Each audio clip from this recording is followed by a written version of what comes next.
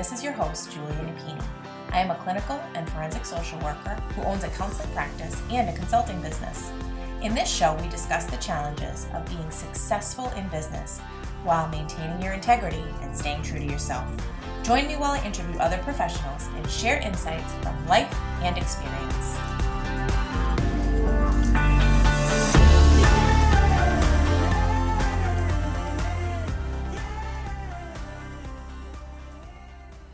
Let's talk about RingRx, our latest sponsor. RingRx is a high-quality, HIPAA-compliant telephone, text, and fax communications platform. They provide seamless, cost-effective communications for behavioral therapists, medical practices, hospitals, and other healthcare providers. RingRx is designed for modern healthcare environments. They offer customizable features like a phone app, automated patient outreach, voicemail, after-hours call routing, and top-quality desk phones. Try RingRx for free today at ringrx.com. And if you sign up using the code CLIMB, you'll get 15% off your monthly bill forever. Conditions apply.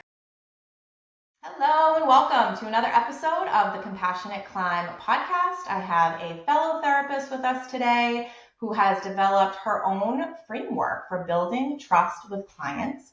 And so I definitely wanted to share her with you all. But before I introduce her, I want to share how we connected, which I find really interesting. So we're both on Facebook, and as I'm sure those of you that are know, very oftentimes you might connect with people that you have friends in common with, but you don't necessarily know personally. And if you're on there with a business mindset, it sometimes makes a lot of sense to accept those people. So there was a day where I decided to reach out through Messenger to several of the people that I had acquired as friends that I didn't know personally, with just a brief intro, sharing a little bit about myself, asking a little bit more about them.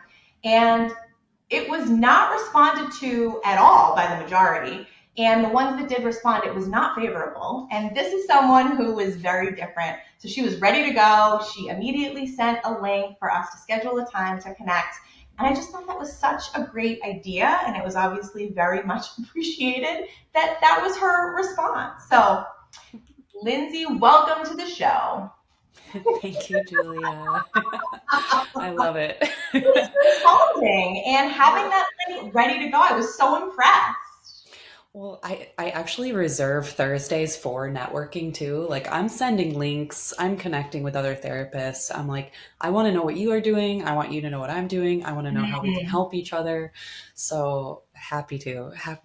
And it's yeah, well, thank you for having that collegiality and that spirit of connection.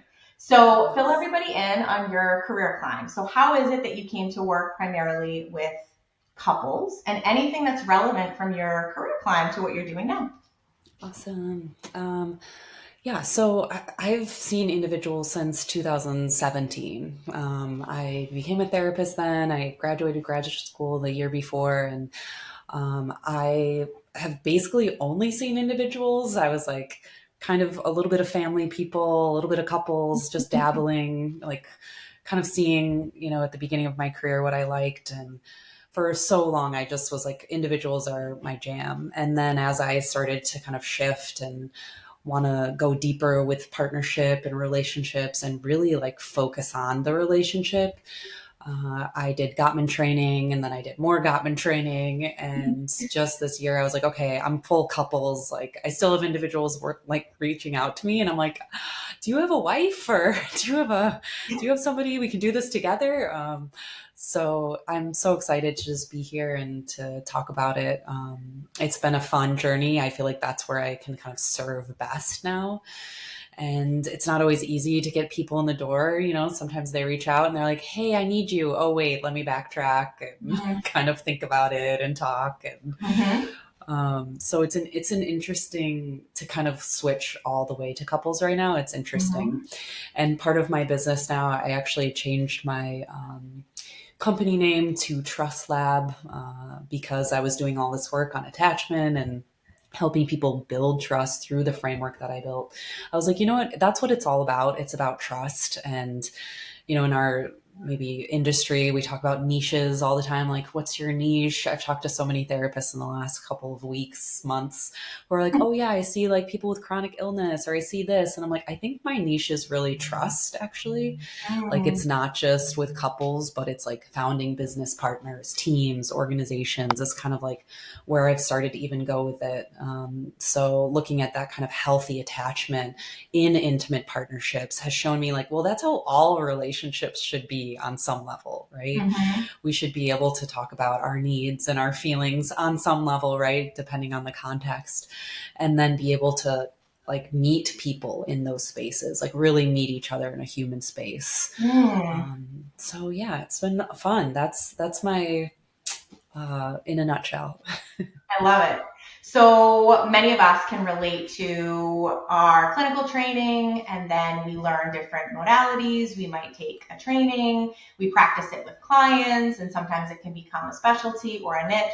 But developing your own framework is on a whole other level. So tell us what went into you realizing that you had stumbled upon something that really was your own and set your approach apart to maybe some of the others out there, and what contributed to what you created.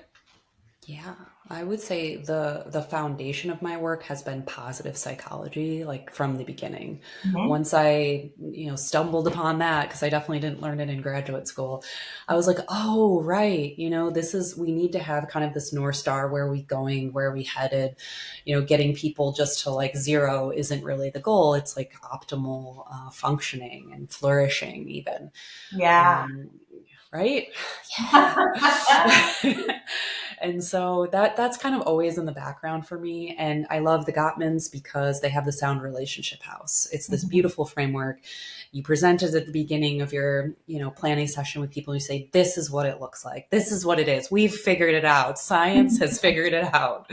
And it's this cute little house, and here it goes. And here's all the levels. And there's so much evidence actually behind that, right? It's like, I'm sure you've seen that framework. It's like a little house with all the levels and layers, and you're like, what is this really? And so I was giving that to all my couples, saying, this is what it is. This is where we're going. And then I was like, well, I really need like some EFT training, some education in that, to kind of bring in this deeper emotional piece, right? Where we're really like kind of unfolding the emotional layers for people. Mm-hmm. I did find EFT like very complex in a certain sense. Like it was like felt like a high bar of entry to really kind of get to the place where maybe it was like I'm using it in sessions in the ways that feels good.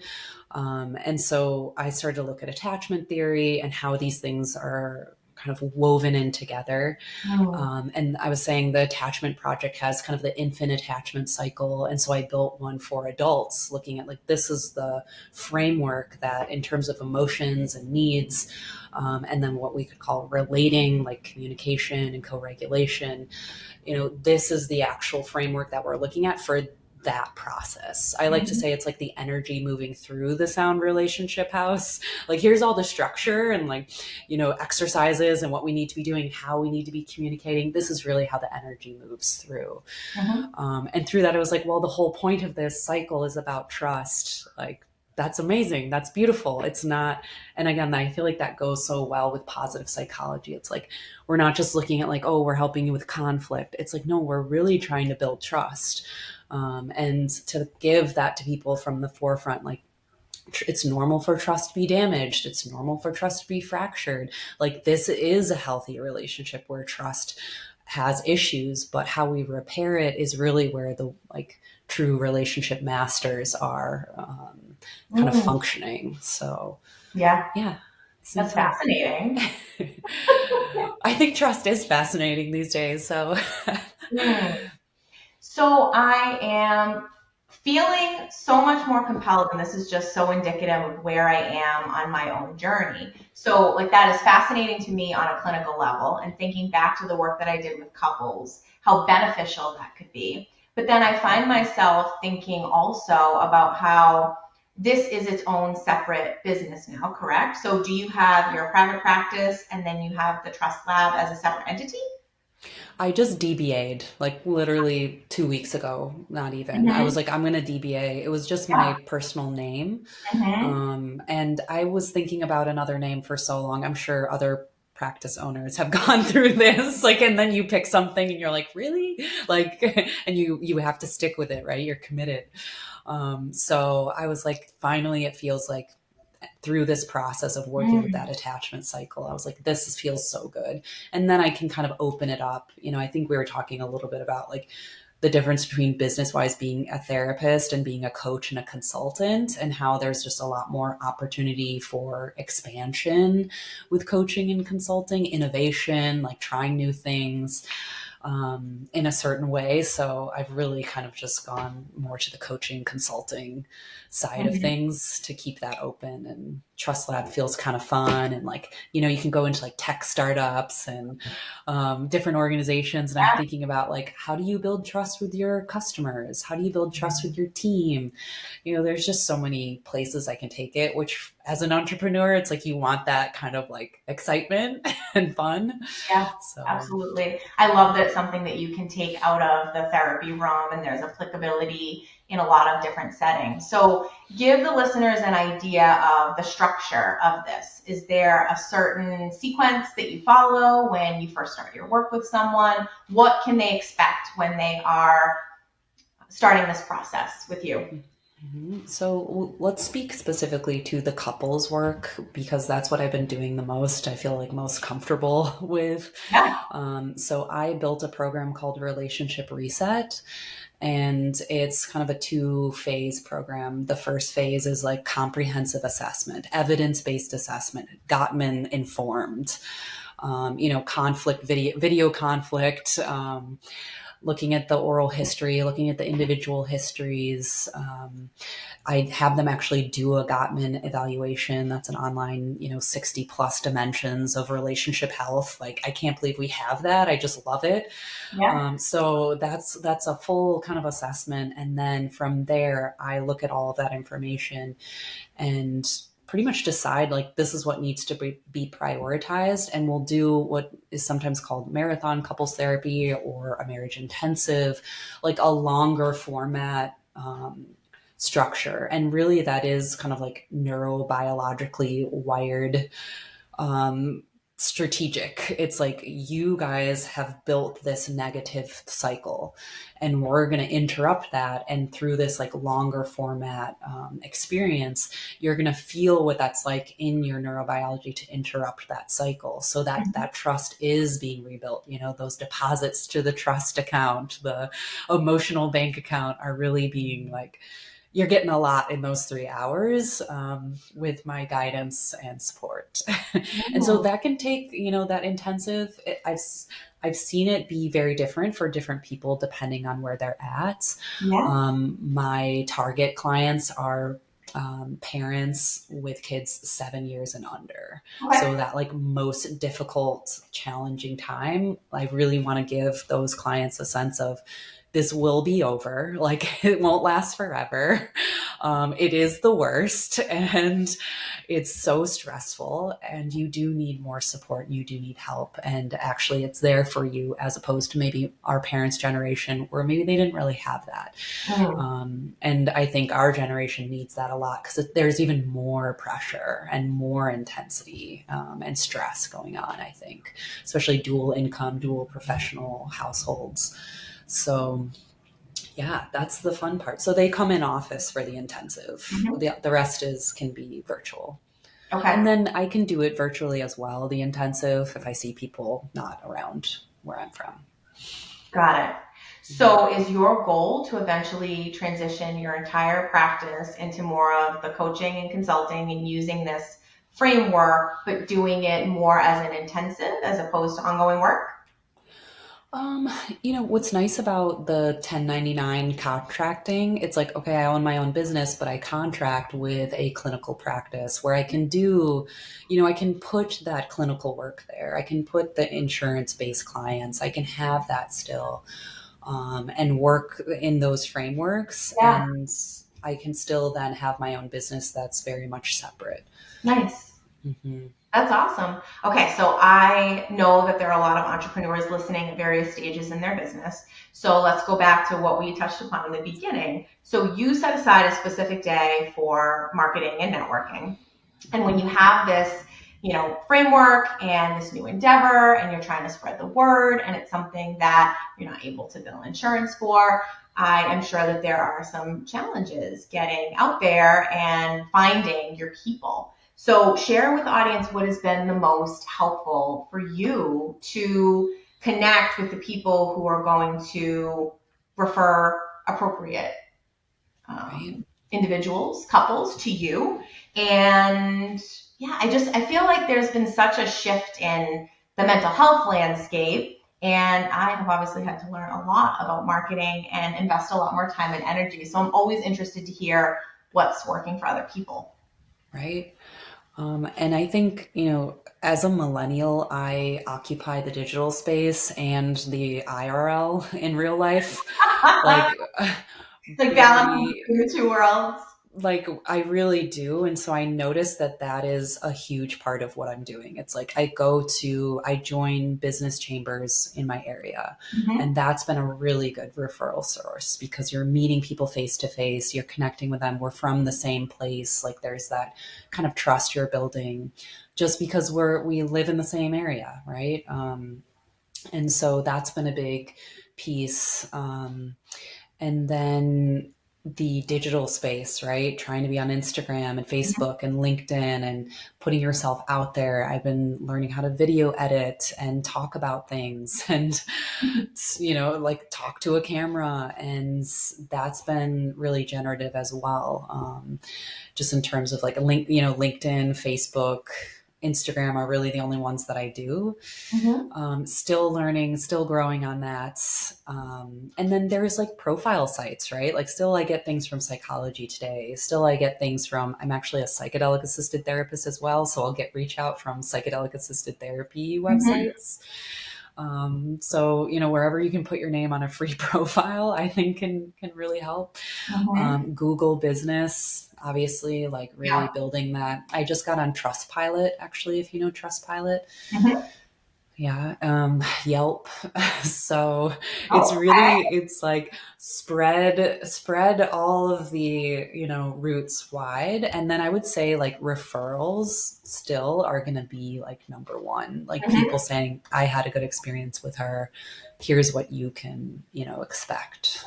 So, Yeah, that's incredibly helpful. And I love that you're balancing out some helpful channels in both categories. So tell us about your newsletter, Love Futurism, because that is obviously another great avenue for marketing, but one you seem to really enjoy.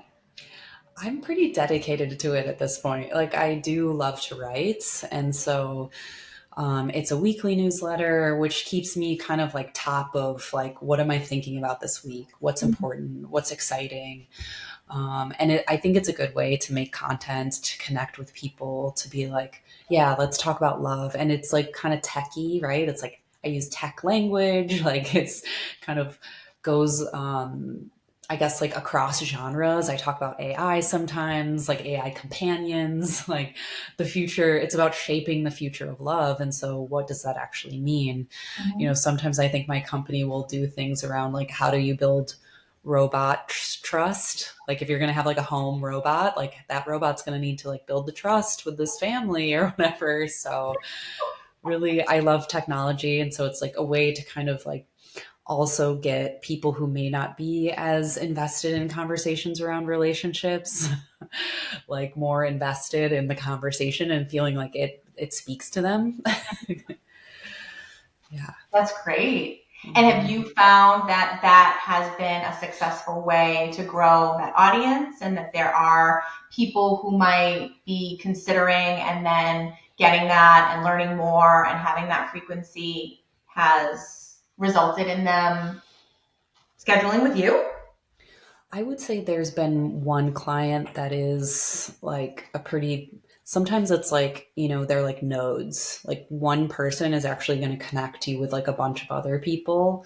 I do think like I can be a little bit on the kind of edge of things. So having what we call early adopters I'm like, yes, early adopter. Like, these people where you're like, yes, like come to me, and reading that, they're like, oh, you're who I need, or you're what I'm looking for because of the writing that you've done, and the kind of mindset and perspective that they're looking for. So that's only like a little bit of that. I haven't had many other people from my newsletter being like, yes, you're totally speaking my language. Like, come help me and my wife or husband or team. How long have you been consistent with it? Good question. I mean, definitely all of this year. I started it last year, maybe like last September. And I was traveling still quite a bit. So, and it felt like it was kind of a personal blog at first. And I was like, okay, this really isn't supposed to be a personal blog. Like, I'm actually trying to add value to people's lives. So, once I got back to the States, I kind of sat down, got settled, and got into a routine with it. So probably like, February this year, May, like that I've really been every week. Yeah, very cool. Well, I hope your experience is like mine. So with this podcast, for example, we are going on year 3, and it has definitely served such a great it's been such a great outlet and platform for me, for sure. And so there are benefits that go beyond. And my intention was not necessarily consulting clients from it, although that can sometimes be the natural progression. And so I have found over the last year that it's incredible how people are finding me through this platform and medium. And when they do finally schedule a consult, they feel like they already know me and know my style. And so if writing is really what speaks to you, and it's on a weekly basis, and it does have that personal touch, hopefully you'll find the same thing. Yeah, I love that. Something to look forward to, that momentum. Absolutely. Yeah. I mean, I think the key with any marketing, right, is that you kind of choose those avenues that are in alignment and that you feel you can be consistent with and that you stick with it, and definitely have seen the benefits of that. So now that you're able to work with people all over the place, I am curious what you have noticed that might potentially come into play. So like with this framework and model, I am sure that it could be beneficial to anyone. But when you start adding in some cultural components and some additional factors that might not be as prominent when maybe you're seeing people in a private practice setting and it is very clinically based. So what are some experiences that you've had and how you've navigated that? It's interesting. I haven't had anyone that's like so culturally different that it would make a difference, I guess.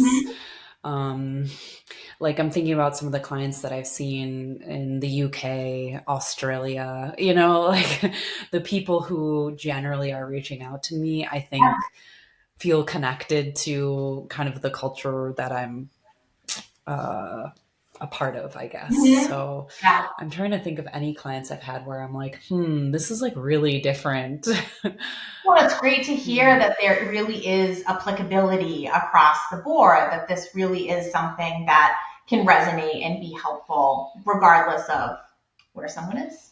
Okay, awesome. I think this has kind of been throughout my career too, just having people, especially we're in the United States, like having people who do come from different cultural backgrounds in terms of like stating their needs, talking about emotions. I mean, I have seen clients from India as well, or have Indian background. And so that's going to be like a big, like, what? Like, I don't think that's what we do. So that would be like, I'm thinking like Colombia. I've seen clients from Colombia, like some of these cultures where it is a little bit like you kind of just do what you're told a little bit more than like you are individualistic and you have needs and you need to exert them. Like that is a very kind of Western culture situation, I would say. So how are you able to remain respectful of the fact that that might be something that's challenging for them, but yet it's also a vital component to get them to a place where the trust is established or reestablished? I think part of that is understanding how assimilated they are and how assimilated they maybe want to be in the culture that they're experiencing. Like if they are from somewhere else or born Yeah. somewhere else, but they live here. I would say the other thing is, and this is something I do with all of my clients, I kind of just say, like, this is just science. It doesn't mean it has to be your reality. Or this is Western culture, or even positive psychology in general. Like, I'm very aware that the pursuit of happiness, like being happy, being positive, like that whole framework is very much built upon the society that we live in and what we value.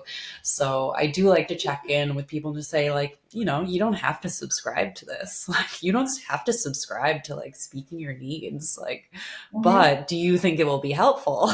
Do you think it will be helpful? Do you want to try it? Yeah. Okay. Mhm. So, anything else that you want to share that would be helpful for those listening to know about the work that you do and how you do it, or anything specific to the business side of things that might be beneficial for someone who can relate to? Maybe they are looking to explore beyond the therapy room and they're looking for some additional avenues to really do work that is in alignment and feels sustainable, but maybe they're a little bit intimidated by some of the steps that you have to take in order to actually have it take flight and be successful. Right. I actually was thinking about this today when I was like, I'm going on the Compassionate Climb podcast. Like, it's such a great term because we are, entrepreneurs, we're business owners, we're trying to put ourselves out there and like add value and actually make profit based on like these very extremely delicate Yeah. and sometimes and many times tragic situations.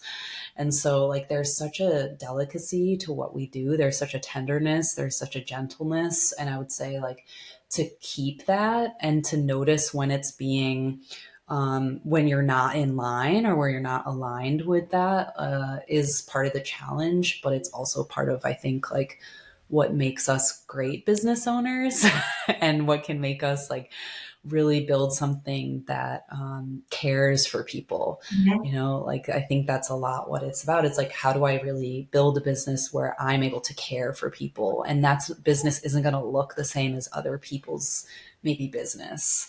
Mhm. So it's really understanding like the delicate nature of things. And I tried to have a psychedelic assisted therapy business for a while, and I was like, this is not, like, there's just some things that are really difficult to advertise and market, Mhm. and can also just like, yeah, be really challenging business wise. So really thinking about that delicate piece. And I think that's why I'm really like kind of moving towards this idea of trust. Like, it's so easily marketable in some ways.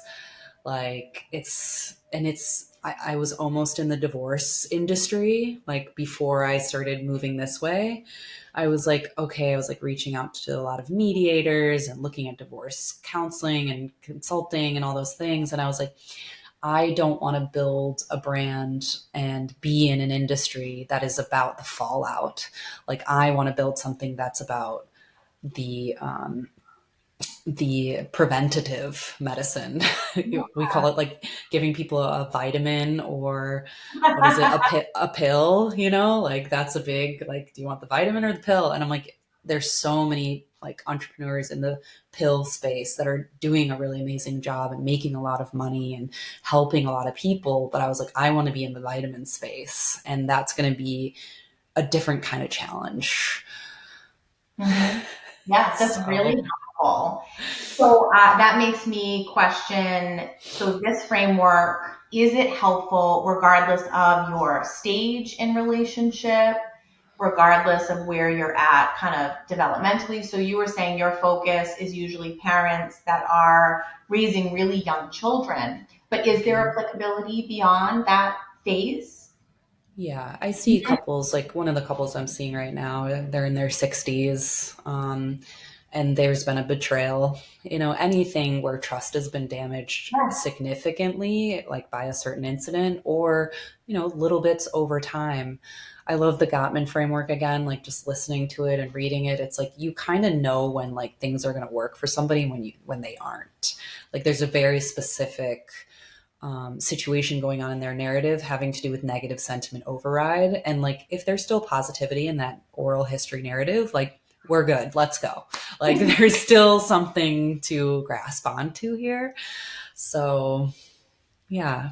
That's great. That's definitely helpful to know. So I have your links here. It looks like for the newsletter and for the Trust Lab. So you're on all of the social media platforms. Is there anything that you would like to share for anyone listening that is interested in learning more, would like to work with you? I don't know. I think, I do think it's important to get like a lot of help. Like get as much support as you can. Yeah. I feel like that's like the thing I'm saying to myself every day. Like just keep asking questions, getting support, like do what you want to do, but keep asking for help and connecting with people. Yeah. Yeah, and you're definitely an example of that. So I would highly recommend that anyone is listening, join your newsletter because you're getting that personal touch. But, honestly, from this conversation today, it's so evident that your focus and trust and attachment is really very widespread and something that anybody can benefit from. So thank you so much for being on the show. Thank you, Julia. It was good to see you. If you like what you're hearing, please rate and review. This will help others find us and benefit as well. The Compassionate Climb podcast represents the opinions of Julia Napini and her guests. The information provided is intended for educational purposes only and should not be taken as legal advice. If that is what you are seeking, please consult an attorney.